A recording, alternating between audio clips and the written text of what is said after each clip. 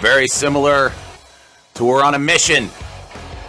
It's like we're at war here, a war against mediocrity. And one of our soldiers is missing, but we got a replacement, so we move forward. It's the Mike Sasson Show.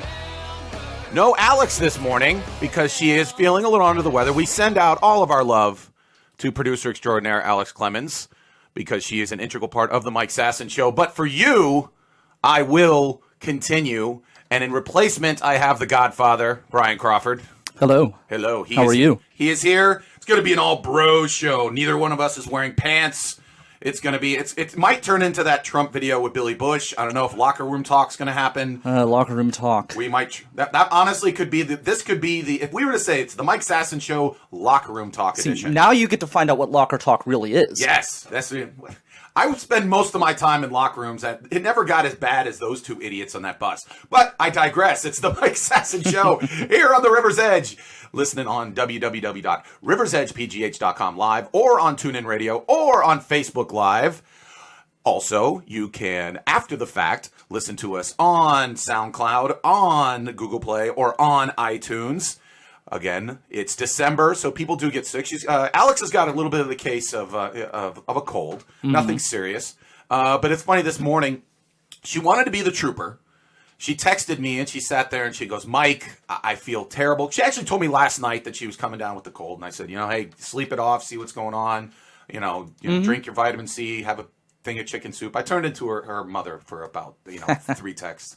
But and then she texted me early this morning and says, Mike, I'll give you a couple options. One, we don't do a show. And I'll be honest with you, if I have to just scream out the window, because I don't know how to use any of this stuff, we're going to have a show. I'll scream out into Millvale. I'll be the town crier. I'll walk around and just yell at the Sunoco about my opinions about current events. We'll have a Mike Sasson Show. 2, she could come in, be sick, be miserable, and basically be looking at me going, Mike, end the show. Mike, end the show. Mm-hmm. Or 3, we could call the Godfather. And so I left it up to her, and I actually physically called her. I go, what do you want to do? And there was this long pause, and I could just sense it because I know people well enough. She wanted me to say, please don't come in. Yeah. She wanted me to say, please don't come in.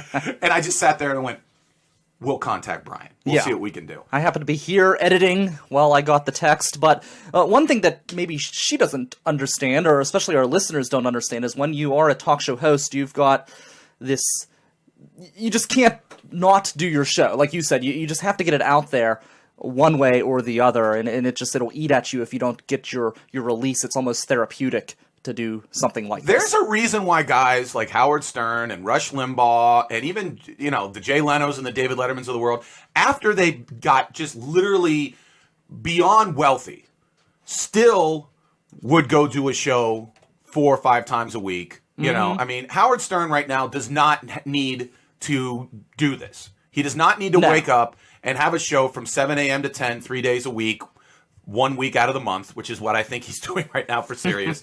Or even Rush Limbaugh. Rush, again, guy gets paid $50 million a year to talk. Great, he has money. If he wanted to retire, he could. He can't. He physically just, he would, it would be emotional withdrawal if he couldn't Look at Larry King. He retired, and then just a few months later, he's on Russia Today, RT. So he didn't retire. No, he never really retired. Well, no, here's what CNN basically goes, it's time for you to retire. Yeah. We're going to bring in He retired like Bruce Arians retired. Yeah, he retired because essentially they're like, hey, we really think this Pierce Morgan is the future. Guess what? It proves again, executives don't know anything. No. But on today's show, proving we know something, I'm going to point out, and I want to call out a major U.S. corporation for having the most just evil ad I've ever seen in my life. We're also going to be talking about Antonio Brown now. If you hire him for your own personal event, it's your fault because he's an idiot. We will do a bar thought, because the first thing Brian did come in here when he talked about it, he goes, if you want a bar thought, I have one. And I'm like, you know what? We'll have a guest bar thought. Why not? All right, we'll have one of those. Also, today, the top 5 is the top 5 best deals. Because right now it's the holiday season. Everybody's trying to save. Everyone's trying to figure out how they can, if they have to travel, if they have to buy tickets, if they, you're splurging during the holiday season. You're looking for deals. I'm going to give you, in my opinion, the top 5 deals so you can save a little money. Always about positivity. Also, we do have Poop on You. There's plenty of people that need pooped on, and we'll do news and notes. So it will be a very good show. Stick around for it. So, this came right over the wire. We don't have a wire. We need a wire. Why don't we have a wire? I don't know. We should need a wire. Okay. Yeah, we need mental a wire. note. Get a wire. But over my phone, TMZ, because I'm always up on the Hollywood news. If you don't know where our country is right now, just so you understand, Kanye West is currently meeting with Donald Trump. Kanye West is currently meeting with Donald Trump over some reason. Did he ride the elevator? I think he did. He rode it up to there, and according to TMZ, Kanye West requested the meeting. Okay. Okay, so a man who just left the hospital because of mental issues, or basically it was basically because he was mixing up his medications, just got a 15-minute meeting with the president-elect of the United States. Just so you understand where we are in this world, Kanye West can request sit-down meetings with the future leader of the free world. Let that marinate in. Let that sink in. He did support him in the election. Is it one of those? There's a He kind of did. He kind of like hinted at it. There's a lot of people that kind of. I think anybody who wasn't like adamant for Hillary Clinton was kind of support. That's how you supported Donald Trump in the entertainment business. Yeah, because you can't really be a true conservative unless you're just like huge. Like Arnold Schwarzenegger could. Back when he was like, when he was during the late 80s and early 90s, when every movie he was making $100 million, or Bruce Willis when he was Die Hard, yeah, they could stump for George Bush because they were big enough to where Hollywood was just like, you know what, hey, we got to deal with those people. But normally if you're just, you can't really go out and say, hey, I'm supporting Donald Trump. I think most people just assume that Kanye West was just kind of just being Kanye West. Yeah. And just saying outrageous things. But no, it turns out actually he has mental problems. So, hey, there you go. But moving on. It was as I mentioned before, the first show that I ever did here, I ended it with a Bill Hicks clip. And the reason why is he's one of the guys that got me into comedy. I remember when I remember watching his special when I was like 12 years old on HBO, loving it.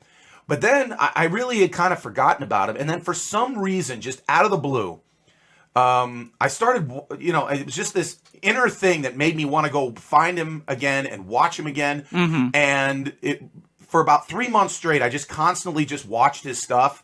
And then I started doing open mics. It really was like just something in me just was like, Mike, watch this guy, do this, and then kind of go from there. But I had to think of one of his most famous bits this past week. So I want you to listen to a little bit of Bill Hicks, and then I'm going to explain why I think this is relevant today. Kill yourself. Thank you. Just a little thought. I'm just trying to plant seeds. Maybe one day they'll take root. I don't know. You try. You do what you can. Kill yourselves. Seriously, though, if you are, do. Let's start that beginning, because it kind of cut off the beginning. All right. Marketing. Kill yourself. Thank you. Just a little thought. I'm just trying to plant seeds. Maybe one day they'll take root. I don't know. You try. You do what you can. Kill yourselves. Seriously, though, if you are, do. No, really. There's no rationalization for what you do, and you are Satan's little helpers, okay? Kill yourself. Seriously. You're the ruiner of all things good. Seriously. No, this is not a joke. He's going to be a joke coming. There's no fucking joke coming. You are Satan's spawn, filling the world with bile and garbage. You are fucked and you are fucking us. Kill yourself. It's the only way to save your fucking soul. Kill yourself. So basically, if you missed the beginning, more or less, he said, if you're in marketing or advertising, kill yourself. All right, and I had that feeling this week when I saw an ad for Comcast. I don't know if you saw this, Brian. No, I don't watch TV. Okay. So, good. I might stop because of this ad. So essentially what it is, obviously Comcast, the huge, gigantic cable company out of Philadelphia. Mm-hmm. Bunch of things you gotta hate. Huge, gigantic cable companies in Philadelphia. Yes. Two awful things. They have a gigantic, huge building. The biggest building in Philadelphia. And it was at least partially taxpayer funded as well. Of course it was. Because Fast Eddie Rendell probably put it up there. Yep. And former mayor, former gangster out of Philadelphia. That scumbag. But, if you ever drive into Philadelphia, you see this gigantic, just huge building. That's the Comcast building. That's where your late fees go if you have cable. That's where if you buy pornography and you buy back in the day when it wasn't free on the internet. Yes. That's what built that building. And obviously your taxpayer dollars as well. So they have this ad. It starts out with these two elderly people reading their 12-year-old niece's tweets, which, by the way, don't ever do. No. Don't ever read a 12-year-old girl's tweets. It's never good. You're not going to get a better idea of your 12-year-old niece's thoughts by reading her tweets. You're just essentially going to think that your 12-year-old niece has a head injury. Because no 12-year-old girl tweets stuff that's like intellectually like, I believe that foreign policy wise. No, it's all just like codes and stuff like that. And they're all trying to score drugs. That's all it is. So one of the tweets that he reads is, going into the bowels of hell where there are no movies and there is no Wi-Fi, also known as Grandma's house. Oh my God. So Grandma and Grandpa are reading this and are horrified, thinking, oh no, our little 12-year-old niece doesn't want to come to our house because we don't have the coolest, neatest stuff in the world. So what do they do to solve the problem? They call Comcast. Wow. And they hook the whole house up with a big, toy and so their TV has every movie that's ever been discussed and their Wi-Fi is powerful. And the whole point is that then the kid comes in and they show that, hey, we're cool. We have the newest thing. And then they sit down and they watch the two movies that they watched was Home Alone and It's a Wonderful Life. Mm-hmm. Which, by the way, every human being in this world has at one time received via DVD as a gift during Christmas, Home Alone or It's a Wonderful Life. So those two movies don't need to be on demand. No. Okay, everybody has those two movies. But the fact that they chose those two.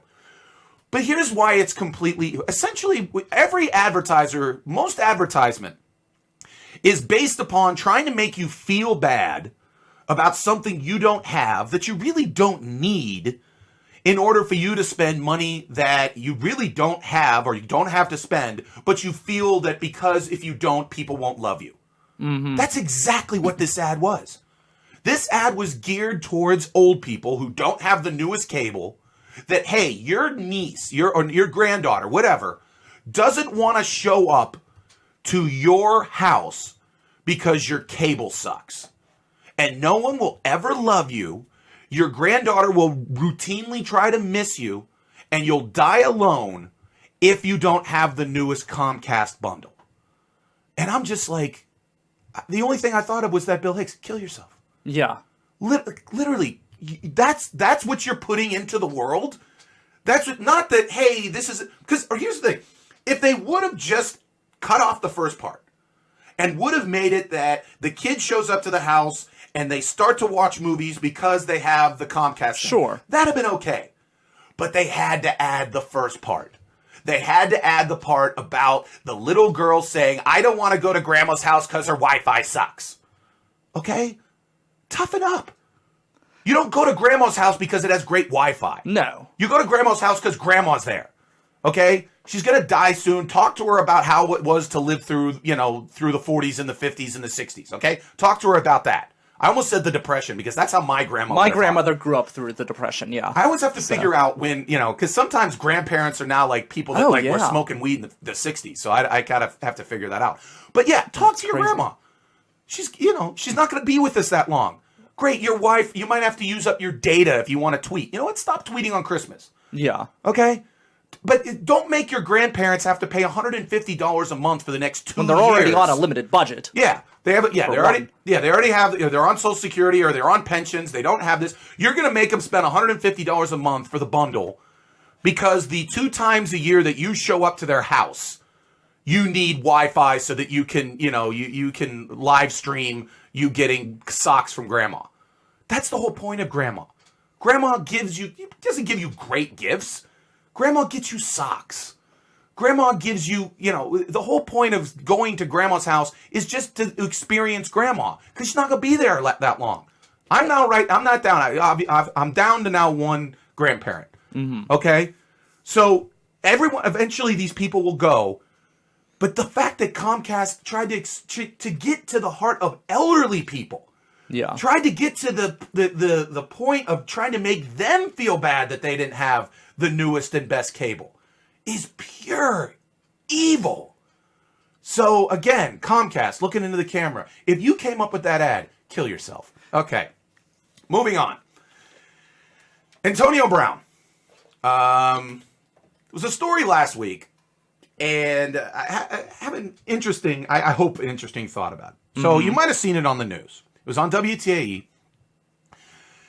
Like any Steeler, especially one that's immensely as popular as Antonio Brown, during their off days, they go do public appearances. Yes. Now, the way it works is they've got people, someone says, hey, we'd like Antonio Brown to do an autograph signing at XYZ place.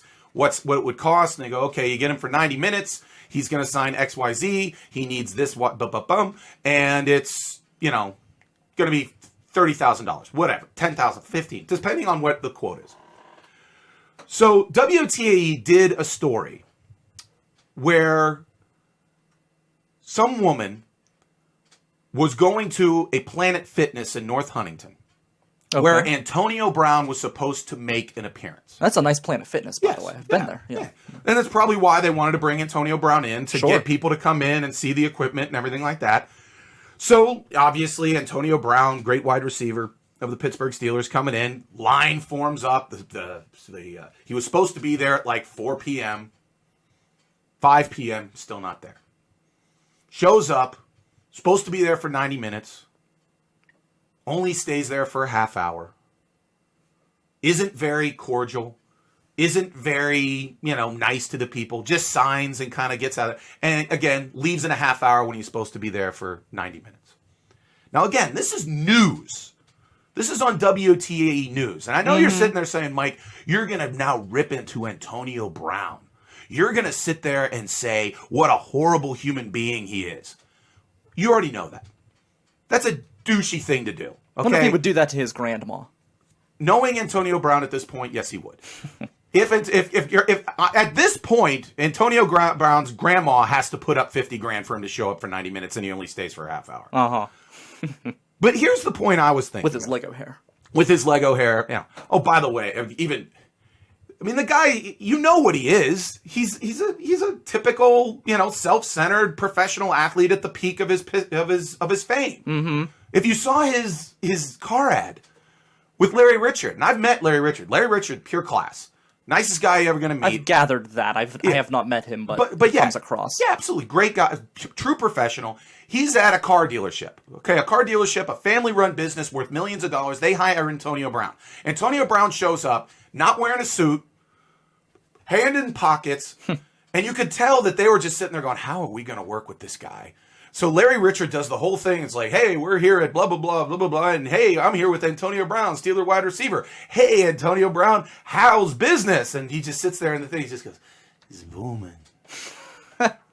That's his line. Oh, and then he drives away in his brand new car that he got in his hundreds of thousands of dollars.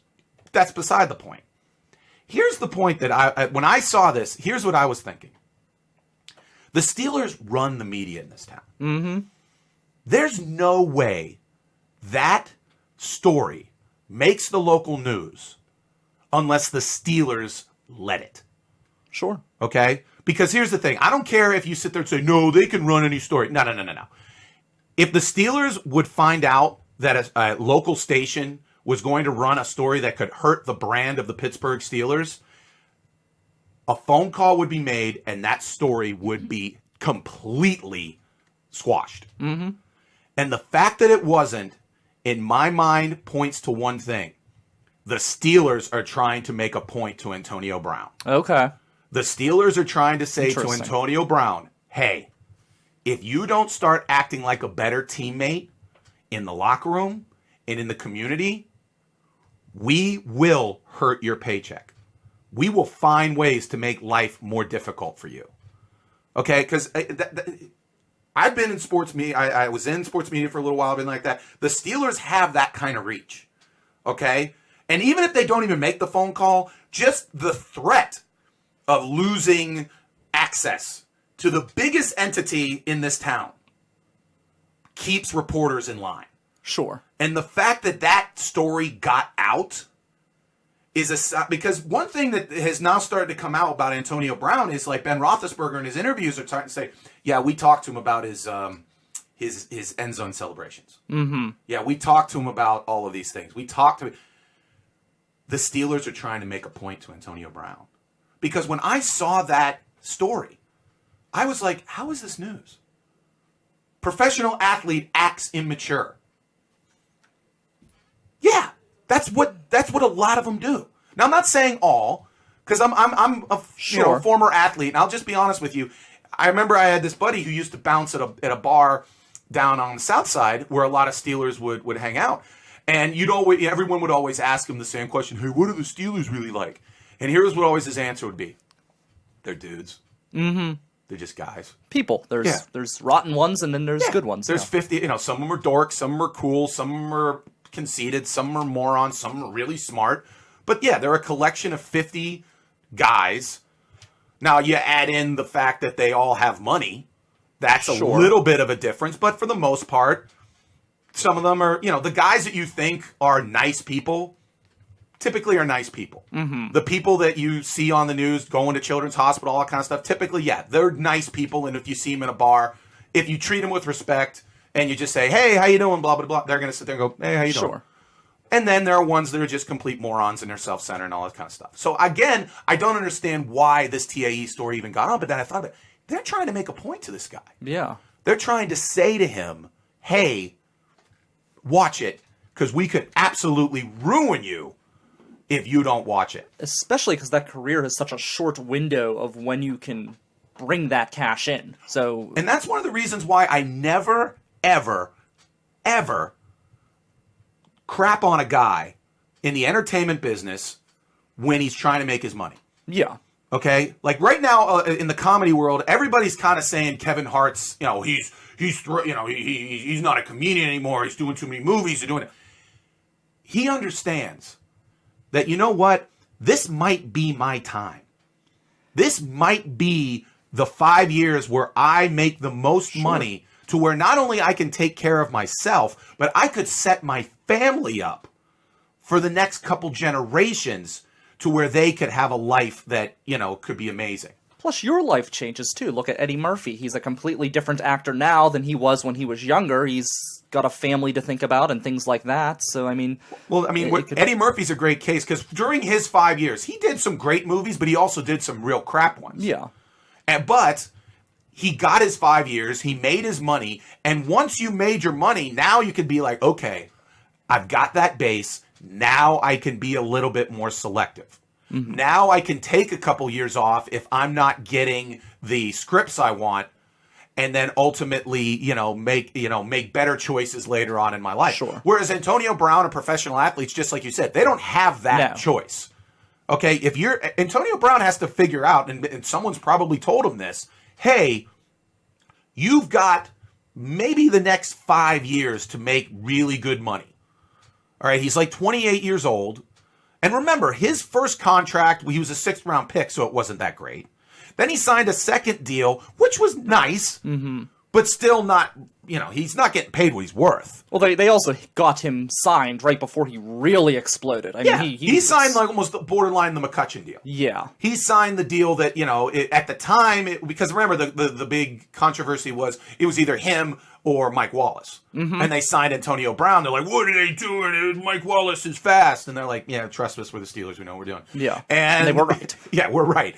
And, Mike Wallace went off and pretty much until this year really did nothing outside of Pittsburgh. And then he just essentially just went to Pittsburgh East, Baltimore, and now he's starting to do some things again. But I don't ever crap on the fact that Antonio Brown's trying to make his money. Mm-hmm. Now, does he act like an immature idiot? Yeah. My point, again, is that the Steelers are trying to rein him in a little bit, saying, hey, we could make life difficult for you. Sure. Because now, if you're going to book Antonio Brown, you're probably going to put some things in the contract where it says, okay, if you do not stay for 90 minutes, you will forego the money. If you do not show up within 15 minutes of your designated time, there will be a penalty. All these other kinds, which will affect his money because now that's known throughout the city that, hey, this is how he's going to act. And if the Steelers could have sat there and went, hey, don't go through that. That's going to hurt his money. They're trying to make a point with him. Now, again, never hate on a guy trying to make his money, but I think it's very interesting what they're trying to do with him, especially trying to kind of rein him in right now.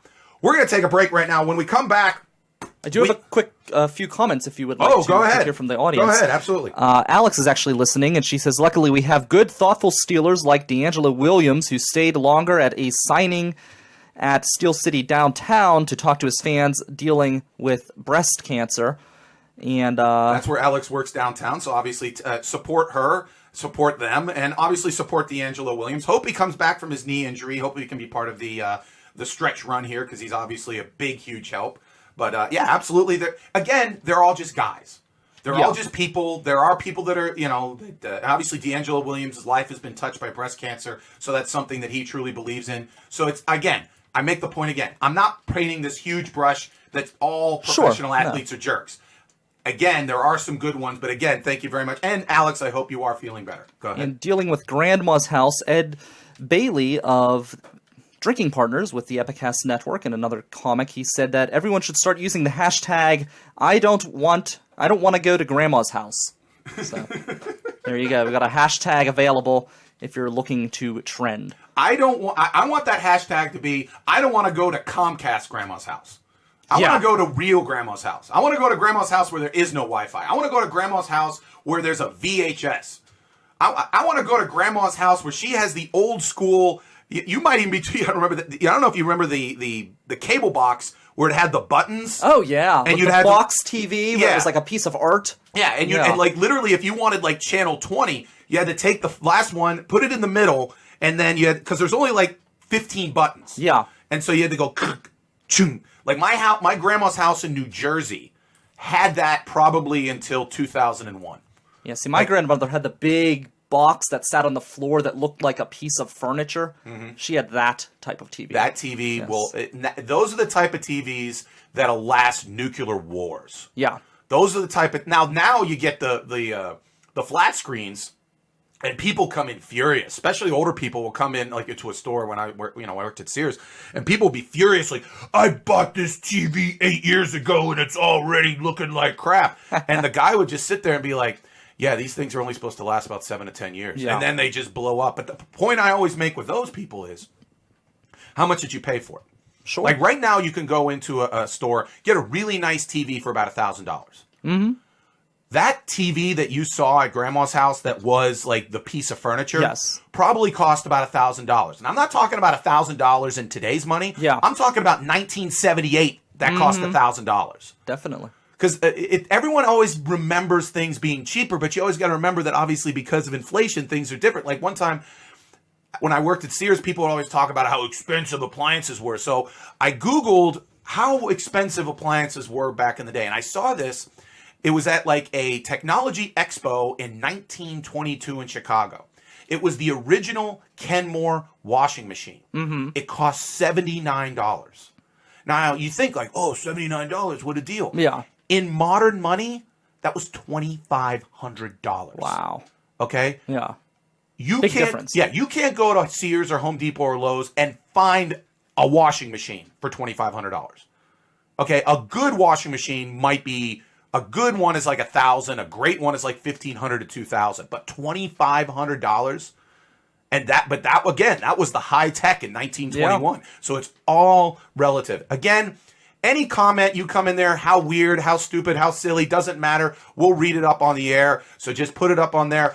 We're gonna be right back with more Mike Sasson Show. Again, we will have a bar thought. It'll just be bar thought with Brian. That's right. We'll also be doing our top 5. We'll manage. We'll manage. Again, Alex, feel better. It's the River's Edge. We'll be right back. Would you be interested in developing conscious choice? Would you be interested in creating reactions rather than waiting for one to come? Would you be interested in combining serendipity and synchronicity? Would you be interested in making 1 + 1 = 3?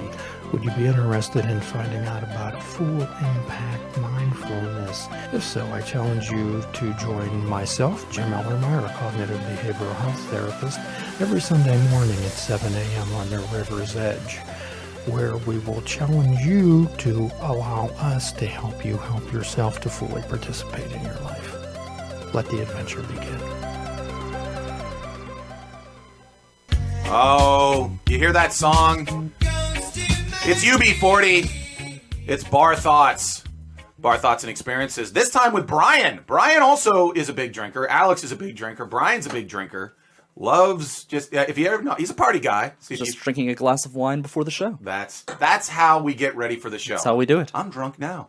We're here on the River's Edge, www.riversedgepgh.com, or on TuneIn Radio, or on Facebook Live. And then after the fact, it turns into a podcast. It turns from a caterpillar to a beautiful butterfly on Google Play, on iTunes, or on SoundCloud.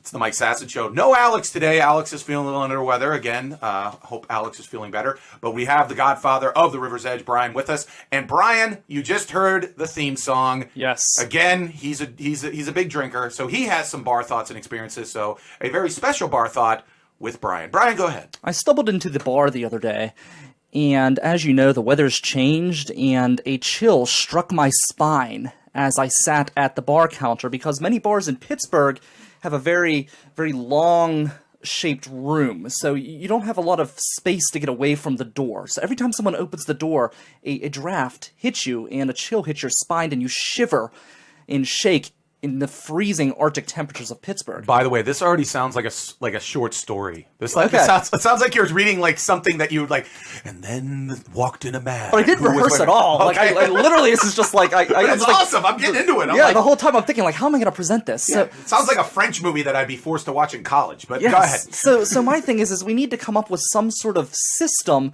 to protect the clientele from freezing sitting at the bar, because it's an uncomfortable situation to be in. So I suggest maybe that we put up some sort of like a play tarp outside with all sorts of fur coats and I don't know, make it like a game to get into the bar, and maybe when you walk in, a herd of puppies attack you and warm you up, and I don't know, if that doesn't work, just slam on the gas and shoot up the CO2 emissions, and eventually things will warm up. Here, I agree that is a problem.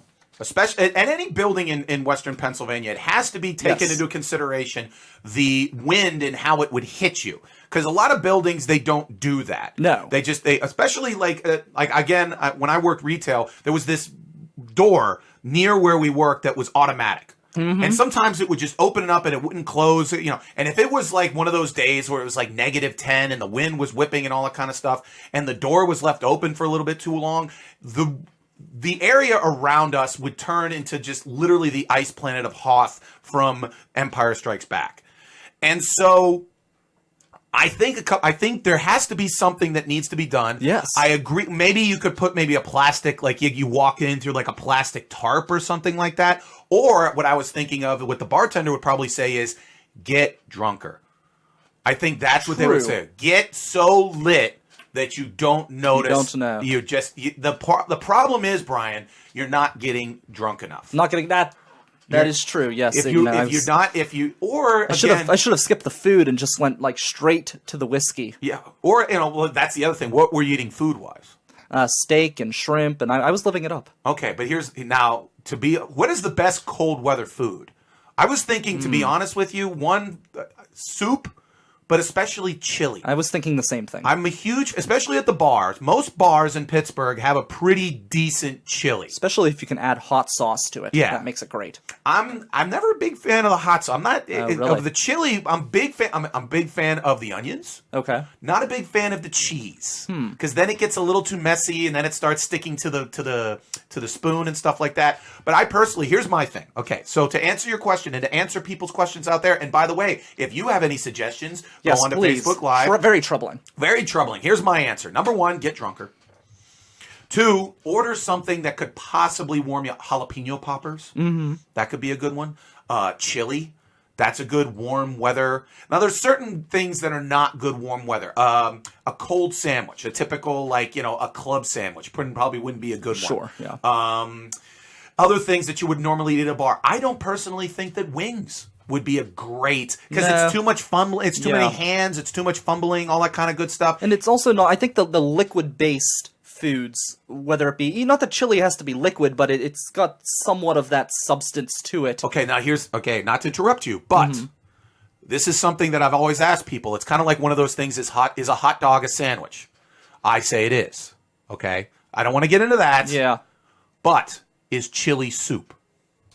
That's what I mean. It's borderline. I think it's soup. You think it's soup? It's in the soup family. I would agree it's in the family. I would say it's a cousin of soup. I wouldn't say it's pure soup. What distinguishes it from soup, though?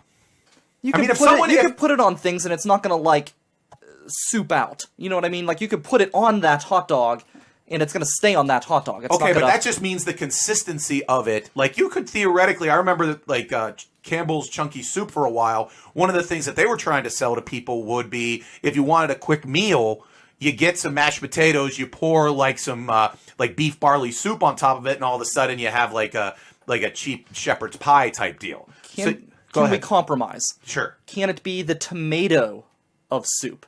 Tomato is technically a fruit, but everyone uses it as a vegetable. I agree with that. And then the thing about it, I think that all chili is just tomato soup with a lot of stuff in it. Yeah. It's just with beans and meat and everything. That's why if you think that tomato is, again, tomato soup, which, by the way, eating tomato soup without having it as a dipping apparatus, I'm kind of against. It's very good with bread. Well, dip it with like a French baguette or something like that. To be perfectly honest with you, the only time I have tomato soup is when it is corresponding with a grilled cheese. Okay. To me, tomato soup is just it's essentially like dipping. More or less, what I've created is mozzarella sticks. Mm-hmm. Only because then you have the marinara sauce. Essentially, all tomato soup is the marinara sauce for the grilled cheese, which is the home version of the mozzarella sticks. But I would say chili, again, a good cold weather. So again, going back to what I would do, again, I said again about 15 times, I admit it, it's a crux, I'll deal with it. But with those bars, they have to do something. To be perfectly honest, how about this? Normal at the local bars. Let's make it that there has to be some sort of law that when it gets under a certain temperature, they have to offer at a discount chili. I think that's a fantastic idea. That's something we could get behind. Do you think, though, that maybe just one bar, that could be like a funhouse bar, though? Do you think that would be fun? Well, that would be cool. I think your idea could be done in the middle of July. That's true. I would love to, when I walk into a bar, run through fur coats and have puppies come up and... Yes. I mean, what? Lick you in the face. Yeah. When is a puppy... That's why Grist House is so popular. They have all the dogs. Yes. Now, obviously, something would have to be done with the feces, but these are just minor details. Me and Brian are the big picture guys. That's right. We're the innovators. We're like the Steve Jobs. We're just the guy who sits there, walks into the room filled with dorks, and sits there and goes, I want to put every record ever on my phone, make it happen, and then they walk out. And then they go, how the hell are we going to make this done? And then 10 minutes later, we walk in and we just start screaming, why isn't it done already? Yes. That's what we do. That's what we do. So again, thank you very much, Brian. That was an excellent bar thought. And you know what? Something that we could... Right now, we understand that this show, the Mike Sasson Show, is required listening at most architecture schools throughout the Northeast. Because of that segment. Because of this segment. Yeah. And prior, honestly... No, that's what I mean, leading up, this segment in general. Yeah. It's been fantastic ideas. I mean, the laser boob one was... That was really great. And you don't think that I'm working on laser boobs right now? That's why Alex is missing right now, because she's not sick. She's actually at a lab right now. She wants us to think she's sick. Yeah, no, well, no. Okay, full disclosure, she's at a lab right now working with scientists to develop all of these technologies. So, Godspeed, Alex. But no, that was a very good bar thought. Again, if you have any answers for cold weather bar patronage, you can go onto the Facebook Live if you're listening or watching on the Facebook Live. Next up, my top 5. Play some Europe.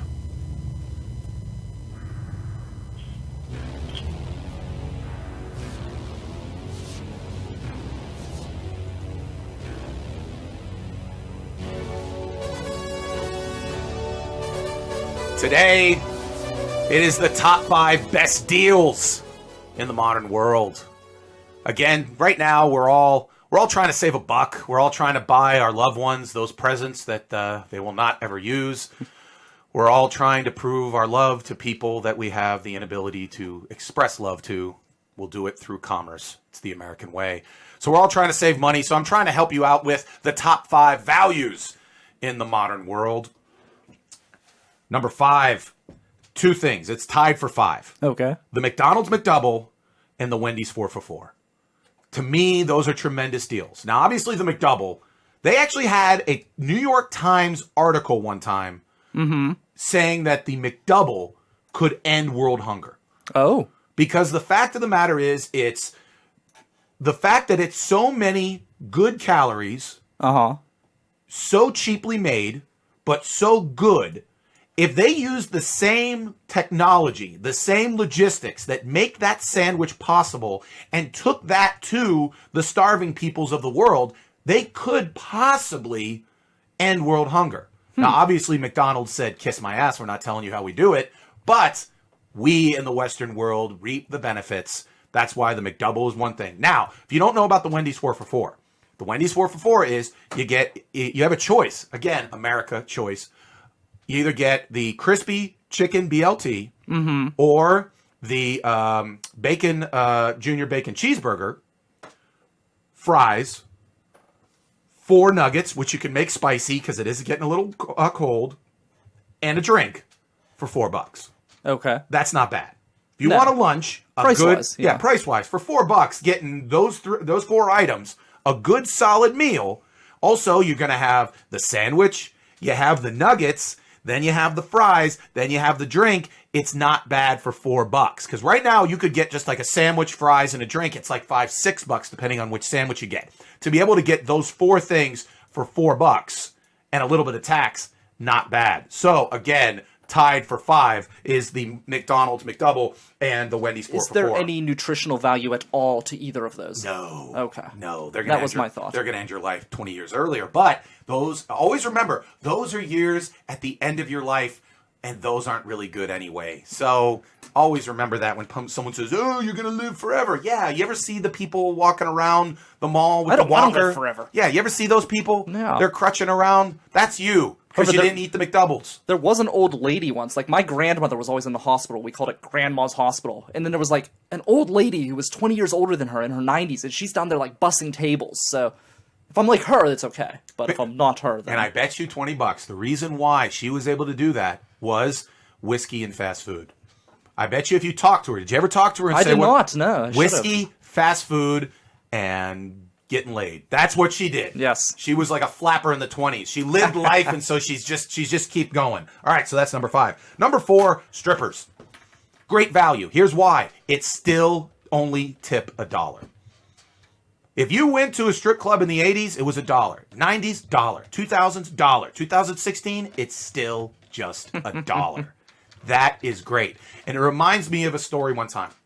I was out in McKees Rocks at the strip club out there, and enjoying the show, and the CMU students come walking in. And it was the one, American student showing like 2 or 3 foreign students their first strip club. So the dancer comes over and does her little dance, and she's like, hey, now it's time to pay up. The foreign guy brings out his wallet and is about to hand her probably about $80. Okay.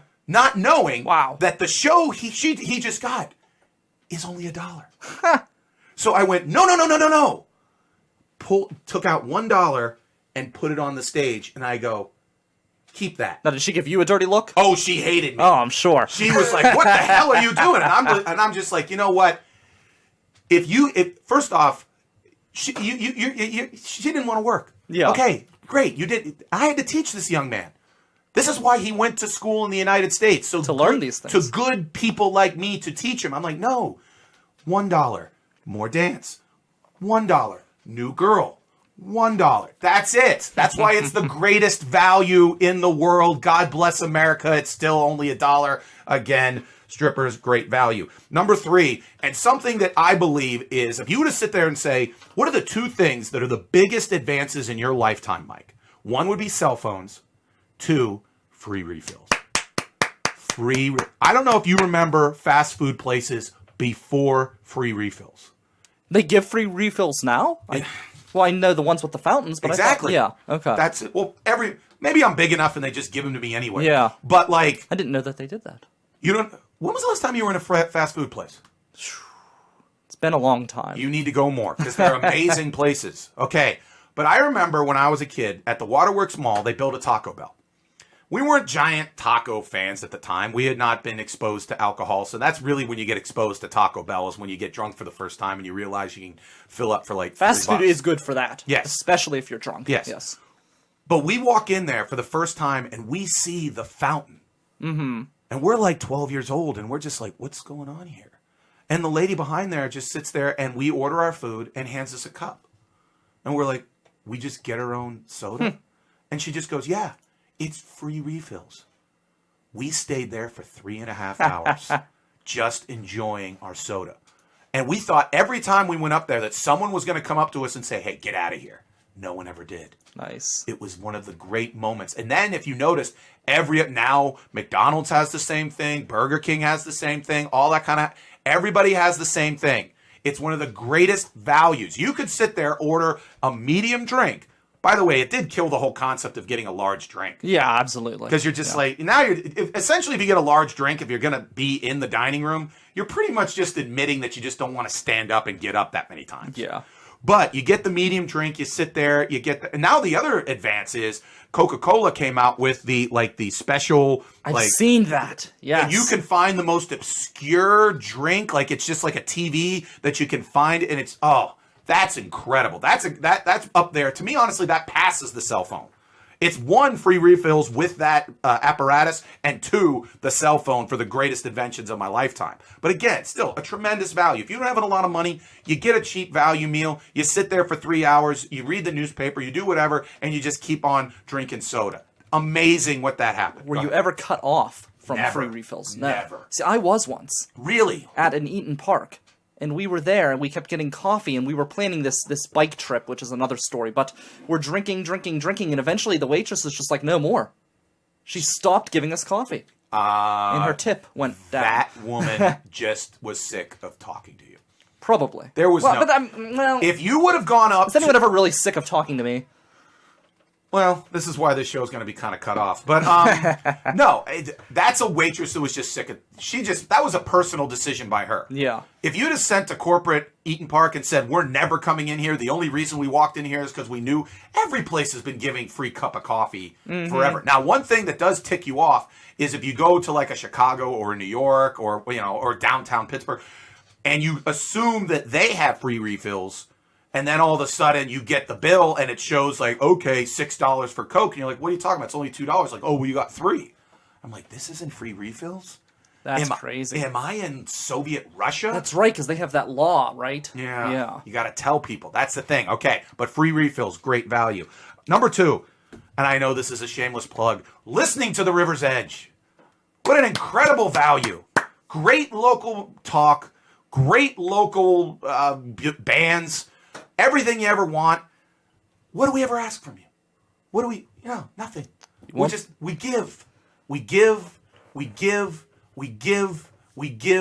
and we give. That's all Brian does. It's all I do. It's all Alex did. That's why Alex is sick.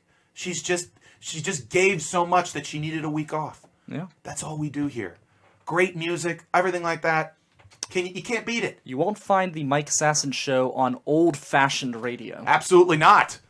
You will find tons of commercials and people kissing ass. That's what you'll see on the old radio. You want new radio. You want the king of new radio, Brian Crawford over there, and me, the court jester of new radio, Mike Sasson, and then the queen of course is sick right now, Alex Clemence.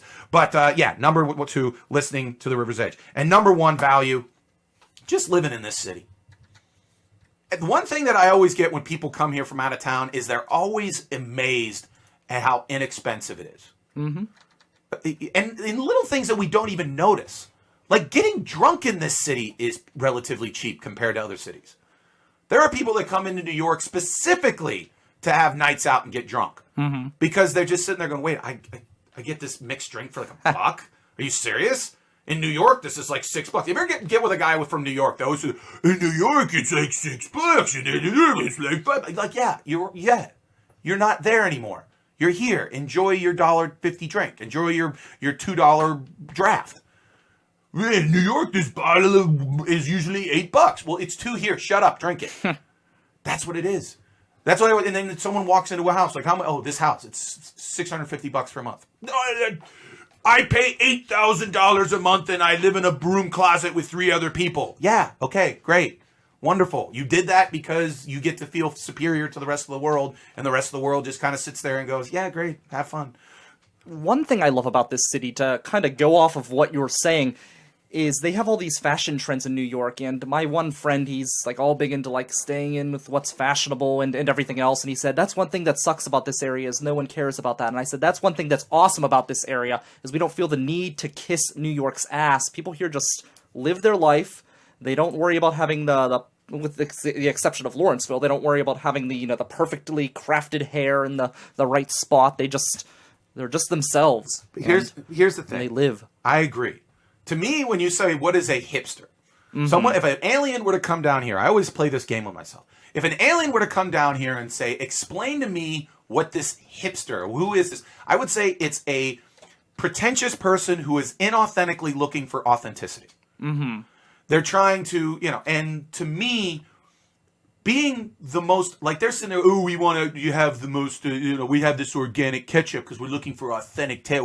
We want this authentic. You're the complete opposite of authentic. Yes. The most authentic you can be is just wake up, put on a shirt, and walk outside. That's authentic you. Not worrying about, am I wearing the right jeans? Am I wearing the right shoes? Am I wearing the right hat? Am I wearing this? Am I eating the right thing? Am I following the right politicals? No. It's just get up, be you, eat something simple and good. Yes.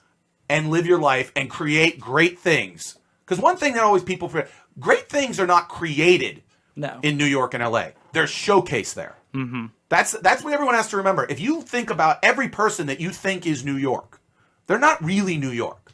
They just went there to get showcased. And I agree, you do eventually have to go there to the coast if you want to get showcased in front of the industry. Mm-hmm. It's just a fact of life. Now that is becoming less and less important because of things like this, the internet and stuff like that. But, everyone always assumes Bob Dylan would, New York, Greenwich Village. No, he's Minnesota. Mm-hmm. He just came to Greenwich Village. Richard Pryor, he's L.A. No, he's Illinois. That's who he is. Sam Kinison, he's from Illinois. You just go to L.A. or New York to get showcased.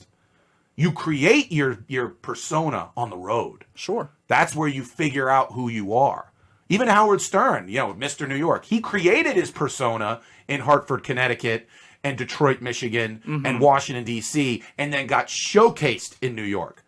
Same thing with, another radio. I mean, it doesn't matter what you think about his politics, but Rush Limbaugh. Sure. Mm-hmm. Pittsburgh. Yeah. Sacramento. Kansas City. Then he went to New York and got showcased, and that's how he came. Again, New York, LA are the showcase cities. One time I remember going to the Warhol Museum, and we were with this tour guide and was showing us the whole thing. And I asked the question, I go, why do you feel that this museum should be here? Because if you went up to someone, they would sit there and say, well, Andy Warhol, he was not about Pittsburgh. He was New York. He was the New York art scene. This museum should be in New York. This museum should be on the Lower East Side of New York. This museum should be in Brooklyn. This is where it should be, where the factory was. And I'm like, and I was thinking about that for a second. I go, no. It had to be here. Mm-hmm. Because the reason why he was so different and he was a pattern break and people found him so interesting was because he came there from a place like Pittsburgh with a different perspective. He just got showcased in New York. He brought a Pittsburgh mentality to the New York art world. That's why his art studio was called The Factory. Okay. Where do you think he got that idea? Maybe because he was surrounded by factories. Yes. Okay? They always said that he had an amazing work ethic. He just kept producing art. Where do you think that came from? It's because he grew up in South Oakland. That's why. And why do you think he was so interested in creating pop art and looking at a Campbell's soup can and looking at a Heinz ketchup bottle or a Coca-Cola? Why is that? Because when he was growing up, he didn't go to art studios in Manhattan. His art was the Campbell's soup can. Mm-hmm. That's how he developed. He got showcased in New York, but he was pure Pittsburgh. So again, living in Pittsburgh, great value. All right, review, top 5 best deals. Number 5, McDonald's / the Wendy's 4 for $4. Number 4, strippers, still only $1. Number 3, free refills. Number 2, listening to the River's Edge. And number 1, living in Pittsburgh. Again, any comment, go on to Facebook Live. We will read it out there. Coming up on the Mike Sasson Show, people that need to get pooped on. That's Brian Crawford. My name's Mike Sasson. We'll be right back. This is Matt Geika, your host of Geik's Got Game, 8 a.m. every Friday here on the River's Edge. I'll take a peek behind the sports media curtain, zoom out for the big picture, and as always, obsess over the details of the sports, teams, and players we love or love to hate. It's Geik's Got Game every Friday at 8 a.m. on the River's Edge.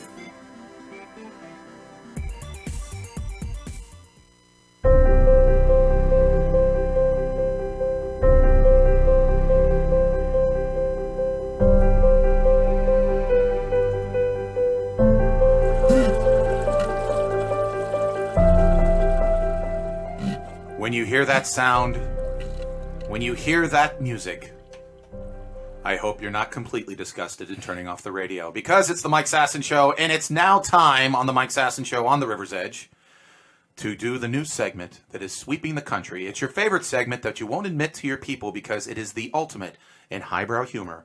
It is Poop on You. Again, in honor of Alex Clemence, who, my co-host extraordinaire, whenever she hears somebody that she doesn't like, she always talks about poop on that person. So we came a subject of people that need to be pooped on. Again, we're on the River's Edge on www.riversedgepgh.com or on Facebook Live or on TuneIn Radio. And then afterwards, we're on the podcast with iTunes, SoundCloud, or Google Play. All right. Here are the people that I believe this week need to be pooped on. Number 1. This one, we might have one for every week, but Donald Trump this past week, he won Time Person of the Year. And he had a big rally where he was kind of, thanking his people for winning the election. And for some reason, he brings up the fact that why is it that they call it Person of the Year when they used to call it Man of the Year? And he was lamenting the fact that why don't they just call it Man of the Year, blah, blah, blah, blah. And I'm sitting there going, who gives a crap? Why do you care? Obviously, the reason why they did it is because they wanted to sit there and say there's a possibility that a woman could win the award. So they named it the Person of the Year. Who cares? But he literally took about 10 minutes of his... Again, he's the president-elect in the United States, and he's going around, remember when it was called the Man of the Year? Now it's called the Person of the Year. How many people wanted to be Man of the Year? And I'm just like, are you serious? Who cares? Proving all of his detractors right. Again, poop on Donald Trump for doing that. Next person that needs to be pooped on is the guy who told kids there is no Santa at the mall in Texas.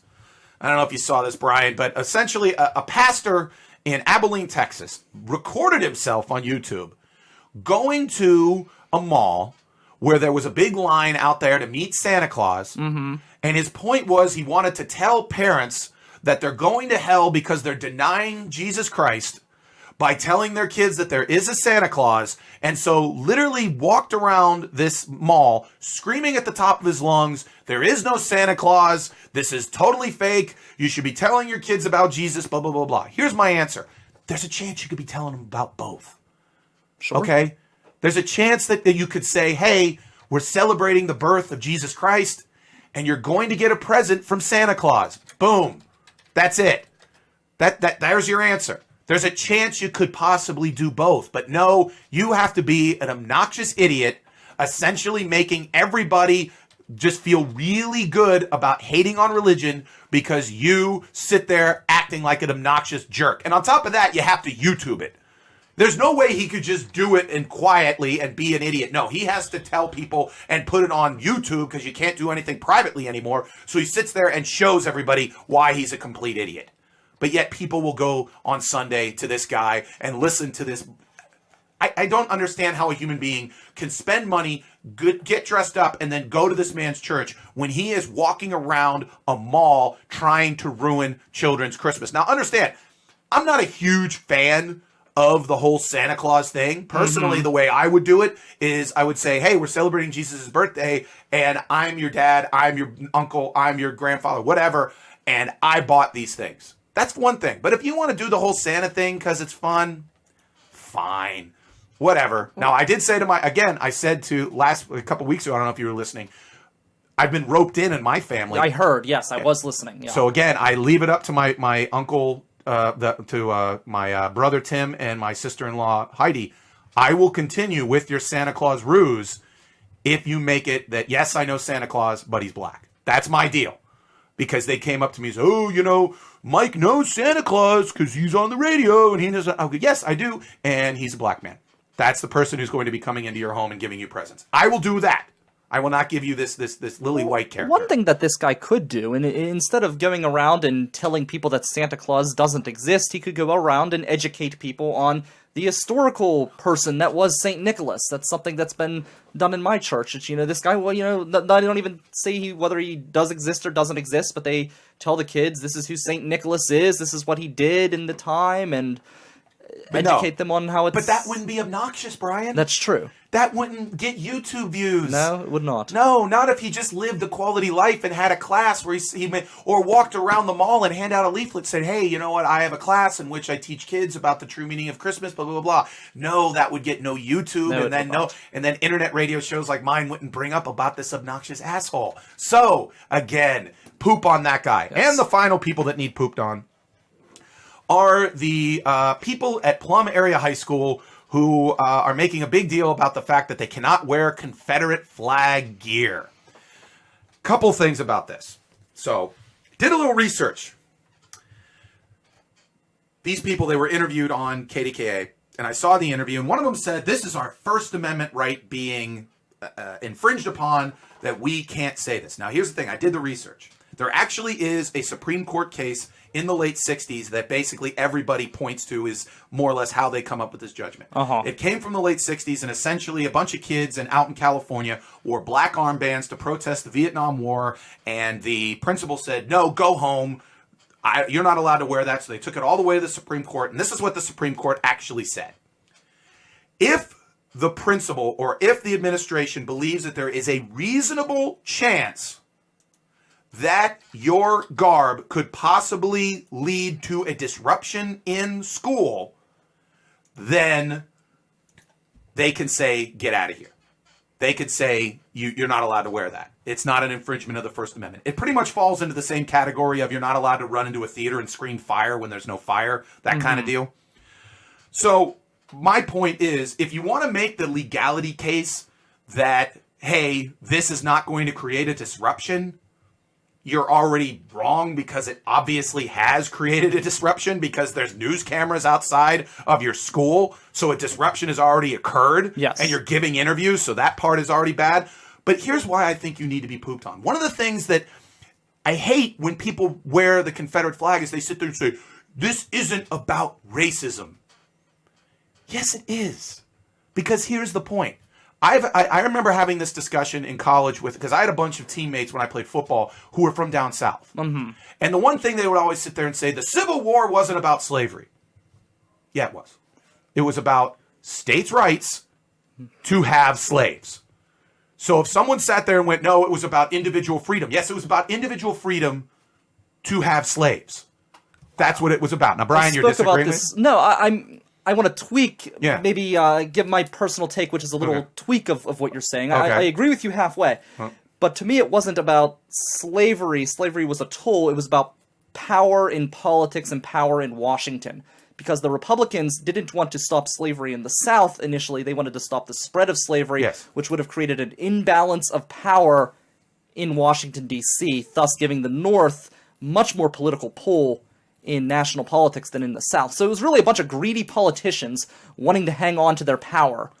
Slavery was the tool that... Yes, but ultimately, the whole thing overriding was you had a country in which a good percentage of the country you could own a person. Yes. And in other parts of the country, you couldn't own a person. But then the Dred Scott case came on and basically said you could bring your slave up north if you bought him down south, which theoretically meant Andrew Carnegie could buy a bunch of slaves from South Carolina, bring them up to Homestead, and said, guess what? I don't need any of you people because I own these people. And then basically making slavery legal everywhere. But again, to say that the Confederate flag was not about slavery, to its point, at its absolutely core, was. Yes. It was absolutely was. And so, and again, to say that this isn't racist, first and foremost, it's impossible for a white person to look a person in the eye and say the Confederate flag isn't about racism. If collectively every black person in this country would agree that guess what, the Confederate flag isn't about racism, then a discussion can happen. But when two white girls from frickin' Plum High School say it, it doesn't hold a lot of meaning because, again, it wasn't your history that ultimately you're talking about when saying this. Well, let's hope these kids aren't in AP history because one quote says a lot of these students think it stands for slavery and racism and the Southern flag. I mean, it did fall into that, but really it stood for Southern states. And the flag that they're wearing, the Confederate flag that they're wearing, wasn't even a national Confederate flag. It was the battle flag of Northern Virginia, a battle flag for a specific state.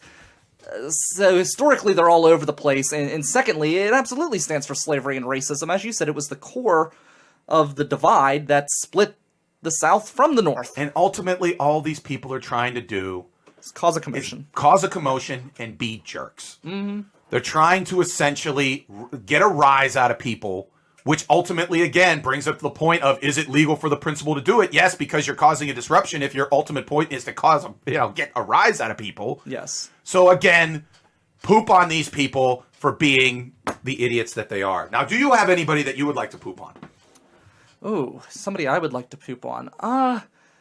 People who sing out loud in the workplace in belch. I mean, I just always have to deal with that at work. Where I work, people think that they're the only one in the building.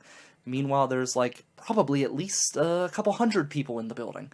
And they're just screaming, "Ah!" And that's how they sing. It's very screechy and out of tune and awful. Under the same guise, a new person that needs to be pooped on. The person that is on the Bluetooth that is talking really loudly while walking through the mall or the store. Yes.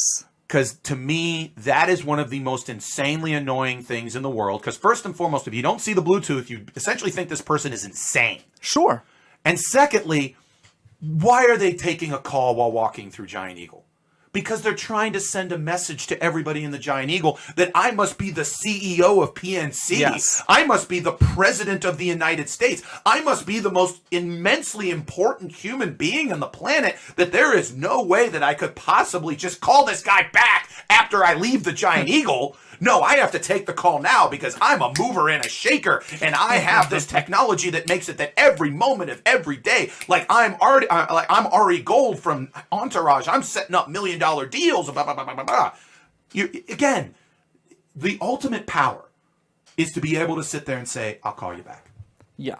You're a tool of the industry if you don't have a moment to go get some Apple Jacks from the store. That's what people have to understand. To be the ultimate in terms of the highest authority just sits there and says, "I'll call you back." Yeah. One of the coolest things... Wait for me. One of the coolest things that I've ever heard out of Hollywood is how Bill Murray talks to people in the industry. Nobody knows Bill Murray's phone number. Mm-hmm. And when I mean nobody, I mean nobody. One time there was a guy who was trying to interview him for Rolling Stone. And he got his 1-800 number, because that's what Bill Murray's famous for. He has a 1-800 number that you call him, and you leave a message, and if he wants to call you, he'll call you back. Now, he sat there and went, okay, this has to be a joke. There has to be a real Bill Murray line. So he got in touch with his lawyer, the guy who does his contracts, the guy who's been his lawyer literally since Saturday Night Live. And he calls him up, and he sits there and says, "I'm trying to get a hold of him. I'm trying to do this thing. can you give me the real number for Bill Murray? And he goes, do you have the 1-800 number? And he goes, yes. He goes, that's how I get a hold of him.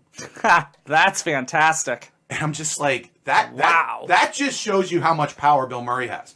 Because if he was just like a normal actor, most people would just sit there and say, forget him. Yeah. We're going to deal with somebody else. No.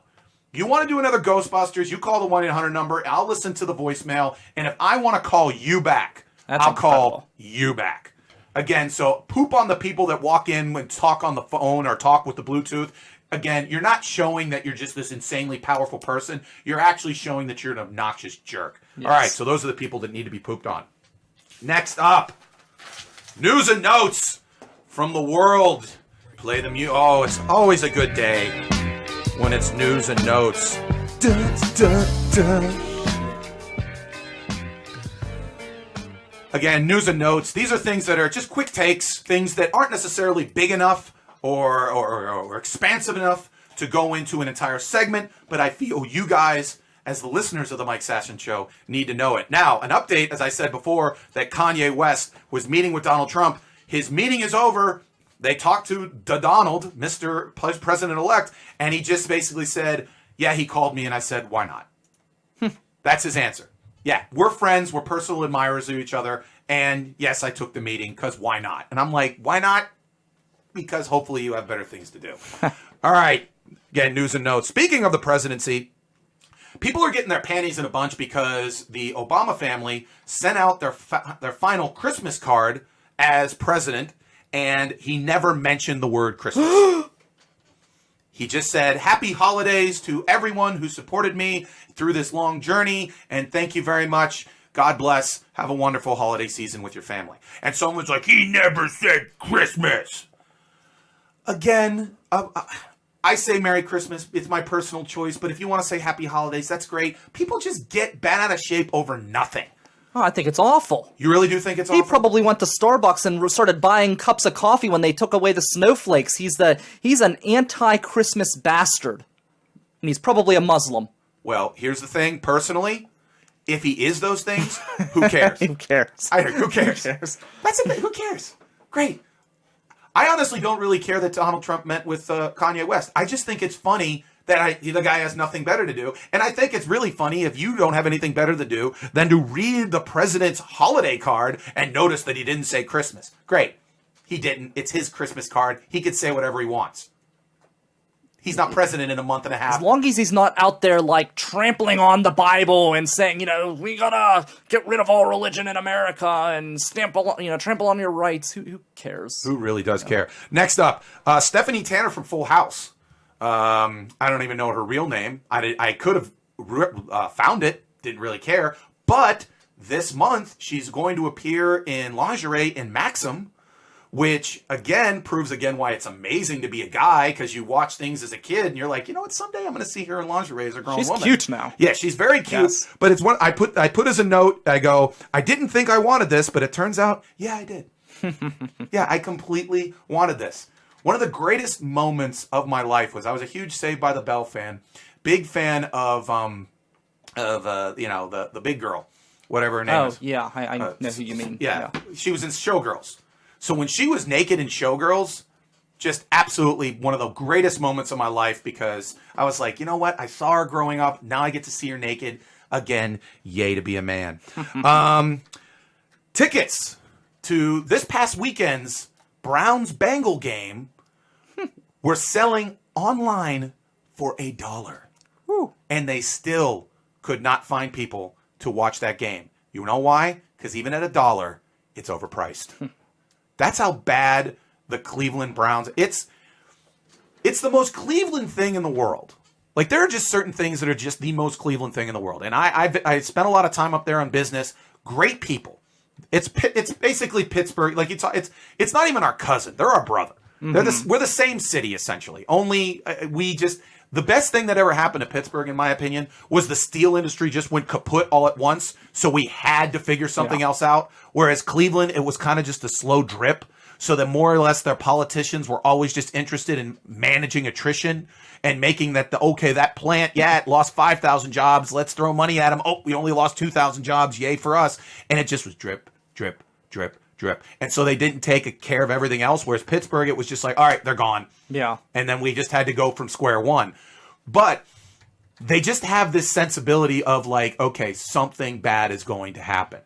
And they all up there are willing to accept, because you always play the game. It's like, okay, if we won a championship, would you accept the Browns going 0-16? And they all probably said, yes, we will absolutely do it. And so right now they are living the reality of that. The most Cleveland thing ever is coming off the two most successful seasons combined that they could possibly imagine. The Indians going to the World Series and going to Game 7, and the Cavaliers winning the World Championship with, again, the most Cleveland thing ever, the Browns looking to go 0-16. And on top of that, Pittsburgh native and nice guy, because I met him, Terrell Pryor, apparently every week, everybody seems to be getting insanely pissed off with him. Every week, somebody is tweeting that they hate, that the opposing team hates Terrell Pryor. Like this past week, Pac-Man Jones basically just went off on him. And one of the things that, again, Pac-Man Jones, whatever, who cares what he thinks. But one thing that I thought was interesting was he sat there and goes, I did research. He was a suburb kid from Pittsburgh. And I'm like, dude, he's from Jeanette. Yeah. I understand if he, like, Fox Chapel, Wexford, Upper St. Clair. No, that's not Terrell Pryor. He's from Jeanette. It's like saying, it would be like saying Mike Dick is a suburb kid because he's from Aliquippa.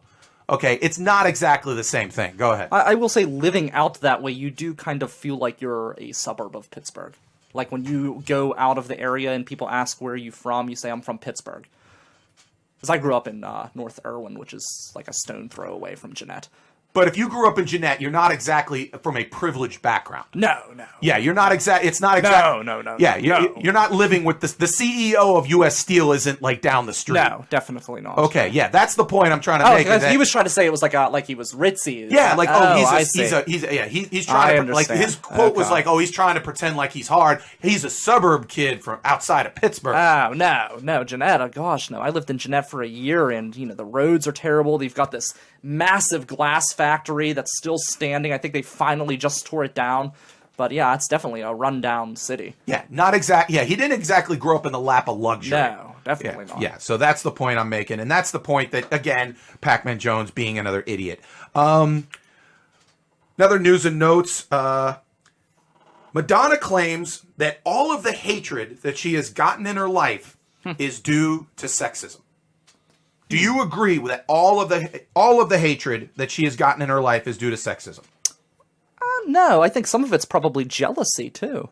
Here's my thing. I have immense respect for Madonna. I really do. Anybody that has stayed in the entertainment business and stayed as relevant as she has. Obviously she's not exactly, the cutting edge of music at this point, but still, if she does something, if she does a concert, she still sells tickets. Still pay attention. People still pay attention, especially even younger people who maybe weren't around for, the Like a Virgin, all that kind of good stuff. But here's her quote exactly. He says, I stand before you as a doormat. Oh, I mean as a female entertainer. Thank you for acknowledging my ability to continue my career for 34 years in the face of blatant sexism and misogyny and constant bullying and relentless abuse. She also says, if you're a girl, you have to play the game. You're allowed to be pretty and cute and sexy, but don't act too smart. Don't have an opinion that's out of line with the status quo. You're allowed to be objectified by men and dress like a slut, but don't own your sluttiness. And do not, and I repeat, do not share your own sexual fantasies with the world. If that is bringing up the sex book, I agree that she should have gotten a little bit of slack for that, because I looked at that and that was just kind of like, this is crap. But I almost think the same way about this as when people sat there and they say about Barack Obama and racism. Do I believe that there's a good percentage of Americans that hated Barack Obama purely because he was not white? Yes. Sure. Do I believe that there are certain people that crapped on Madonna and made fun of her and everything like that because of her, her gender? Sure. But I believe a good percentage of people with Barack Obama, it was more about his policies, which again, that's what happens when you're the president. Sure. And I think a good percentage of Madonna's detractors were because of essentially, if you're I almost equate this to Bill Maher said this once. He goes, as an entertainer, you can be safe and just kind of, as a football player, it's almost like just throw dump passes off to the side and high completion percentage. Or you can try to throw into tight coverage. And if you do throw into tight coverage, meaning take risks, sometimes the ball could get intercepted. Yeah. Madonna sometimes threw balls like the sex book and threw interceptions. That just happens. Over 34 years, you kind of miss sometimes. Now, some people, again, just didn't like the fact that a woman had power, but I do think that sometimes she did have some missteps and did kind of deserve to get a little bit ridiculed. Well, she also was very cutting edge, and whenever you are somebody who's going to take risks, you're going to divide people. And I look at myself as a talk show host on my show. I talk about a lot of issues, and I've always gone with the belief if people don't hate you and love you, you're not doing your job. If you're just kind of, oh, your opinion matters, and oh, feel good, and, you know, pat this person on the back because they called in, you're not going to be very entertaining to me, and in my style of the way that I do talk radio. And I think she's kind of that way as a performer. She's been very provocative, and obviously a lot of people who are very conservative in their personal life, not so much fiscally, but, you know, conservative as far as their values, they're not going to jump onto the Madonna bandwagon. She's going to divide those people, and they're gonna have hard feelings towards her because they feel that she's, you know, ruining the values of the country or something along those lines. But you know what the funny thing about it is? If you look at what she did back in like 1984, 1985, again, nothing compared to what we've seen over the last 5 years. So that's just how kind of things go. Moving on, the top 30 highest paid musicians came out. Now, I'm not going to go through all 30, but a couple ones that I thought were interesting. At 28, Mumford & Son last year made $40 million. Wow. Everybody always puts them as like the ultimate like hipster kind of like, you know, underground. You're not hipster or underground. You're making $40 million a year. Again, Elton John still making $42 million. Good for him. A soul-based Korean boy band, Big Bang, made $44 million. Wow. Yeah, I didn't even know who these people were. Foo Fighters last year made close to $50 million. Beyonce made $54 million, and Jay-Z made $53 million. So, again, that couple had a good year, well over $100 million. Kenny Chesney made $56 million, the same as Justin Bieber. Paul McCartney pulled in another $56 million. Throw that on top of the pile. Bruce Springsteen, again, you know, king of the working man, made $60 million. Diddy made $62 million. Doing what? I have no idea. AC/DC, $67 million. Good for them. You know, make your money. Garth Brooks, $70 million. Rihanna, $75 million. Again, Madonna, $76 million last year. Adele, $80 million. One Direction, $110 million. And at number one, who's it? I don't know. Taylor Swift. Taylor Swift. I'm not surprised. $170 million last year. So there you go. Mumford & Son, $40 million. Again, yeah, how does that happen? All right. I do like them, though. I mean, I'm not surprised they're popular. I'm not surprised they're popular, but again, I guess, you know, again, it's about how you present yourself. Again, Bruce Springsteen presents himself as the king of the working man. The guy's been making north of $50, $60 million a year since essentially the Born in the USA tour. And that was 1984. Yeah. And I mean, I don't begrudge anybody making their money, but again, it's all about the presentation. Sure. These country guys, you know, the Kenny Chesneys and the Garth Brooks and the Toby Keiths and everything like that, they're playing them. I'll pick up truck and I'm getting my beer. I'm like, you're a CEO of a multi-million-dollar entertainment conglomerate. You're not drinking beer on a Saturday night with your pickup truck. You're just not doing it. To Garth Brooks' credit, though, he really is a working man. When he came to Pittsburgh, how many shows did he put on? Yeah, he put on 192 shows. Yeah. But here's Garth Brooks is one of the quietest, biggest Pittsburgh entities. Yeah. You know, like there's certain things that like people outside of Pittsburgh, you know, every time like the Steelers are playing on Sunday Night Football, they'll play Wiz Khalifa, Black and Yellow, they'll play Donnie Iris, you know, they'll go to Permane Brothers. I can't think of an act.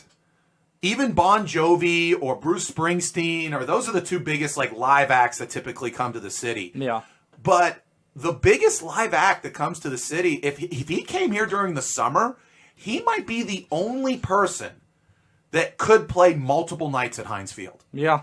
Because you think about those 6 shows, he sold out at Console Energy Center. So you're thinking that's, 80,000 people.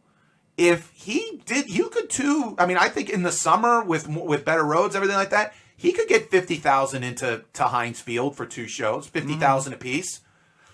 Make 100,000. Get 100,000 people in the area. Now, I wonder how many of those people are from the outlying areas. How many of those people are West Virginia, Ohio, from the Steubenvilles, all that kind of world. But a good percentage of them. I know my sister and my brother went to that show and stuff like that. But again, it's all about your presentation. It's not even who you are. Yeah. It's how you present yourself as an entity of like, okay, these are the people that I talk to. And, again, Bruce Springsteen, I always bring that up. He's always like, you're my daddy. I'm like, dude, you drive a Bentley and your daughter is one of the biggest equestrian horse riders on the planet. Wow. That's not exactly the working man of the world. So that was news and notes. Now, finally, I want to connect this again. I think I lost the cord. Oh, did you lose the cord? There it is. There it All is. right. I always try to leave people with something nice. So this is the new segment. I says, I'll leave you with this. So if you can play the... If it plays. There you go. That's great. It starts with an earthquake, birds and snakes, an airplane. And Lenny Bruce is not afraid. I have a hurricane. Listen to yourself. Turn world. Not a lot of... I think not enough people were... thinking about this last week, but December 7th this past year was the 75th anniversary of Pearl Harbor. And I'm a semi-history buff. And obviously that one of the moments that really this world changed was December 7th. And everyone talks about, quote unquote, the greatest generation and all this kind of stuff. And, I sometimes kind of downplay it and everything like, oh, no, they weren't that. But there's something about those guys, especially the ones that fought in WW2, fought in World War II, they have this spirit. They have this kind of an inner drive that's special about those people. And I saw this. This is from the NBC Nightly News. It was a veteran who was a survivor of Pearl Harbor. He's 104 years old right now. 3 years ago, he made a decision that he was going to do everything in his power to make it to the 75th anniversary of Pearl Harbor. So at the time, he was 101 years old. So he decides to get in the gym and work out. So here's the news story from NBC Nightly News. Seems especially fitting Push, push, push. when describing Ray Chavez, Keep breathing. an unlikely gym rat You're running marathons in no time. who's defying his age. May I ask, how old are you now? 104. He first became a survivor that December morning in 1941. I can't forget it. I never will. Chavez was in the Navy stationed at Pearl Harbor when the bombing started. I got very emotional that day. There were so many innocent people that were lost. Chavez often returns to Hawaii to honor those who died. Tap and then over. But at 104, could he possibly be in any shape to make the long trip again? You getting Hawaiian shirts already, Ray? Oh, yeah. Yeah? The answer is yes. 3 years ago, he started working out with trainer Sean Thompson, putting on 20 pounds of much-needed muscle. Nice. When they say, I'm too old to do this or that, I say, yeah, look at Ray. You can't, that excuse doesn't fly anymore. 20 pounds of added muscle at 104 years old, Brian. Wow. I mean, if that doesn't because to me, I think if you are lucky enough to die of natural causes, and that's how you have to view it, because most people in this world, a lot of them in the world, don't get that luxury. Sure. But if you are lucky enough to die of natural causes, then in my opinion, if you want to sit there and really live life, you need a goal. And this guy, again, had a goal. I'm going to be at the 75th anniversary of Pearl Harbor to honor the people that didn't get to live the life that I did. Wow. And he didn't just wish it. He didn't just wake up and go, man, I really want to be there. Man, I really want to be there. He got in the gym and put on 20 pounds of muscle. All right? A 25-year-old would have a tough time putting on 20 pounds of muscle. This guy did it at 104 years old. So in my opinion, it kind of is a great example of how you achieve really anything. You have a goal, but then you decide, what do I have to do to reach that goal? And then you do the work to get there. So I'll leave you with that. Again, we'll be back next week. It's the Mike Sasson Show. Thank you again very much to Brian Crawford. And also, Alex, I hope you're feeling better. It's the River's Edge, www.riversedgepgh.com. Thank you very much to everyone listening. Thank you, everybody who comes up to me and or Alex or to Brian and comments about the show. We appreciate every single one of you.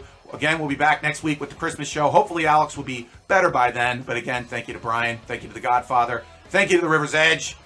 My name's Mike Sasson. See you next week.